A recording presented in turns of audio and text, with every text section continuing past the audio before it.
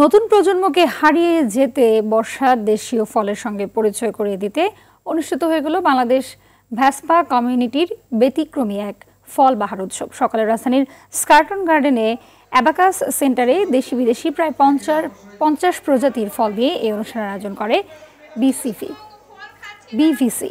Vespa কমিউনিটির সদস্যরা পরিবার নিয়ে হাজির হয়ে ফল উৎসব উপভোগ করেন। এ সময় আয়োজনের মধ্য দিয়ে সবার মধ্যে পারিবারিক বন্ধন মজবুত হবে বলে মনে করেন বিভিসি কমিউনিটি।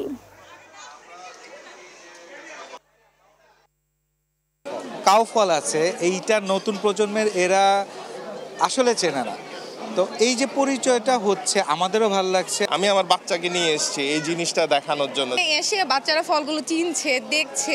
আম, কাঁঠাল, পেয়ারা এগুলো খেয়েছি, আমার এখানে এসে অনেক ভালো লাগছে।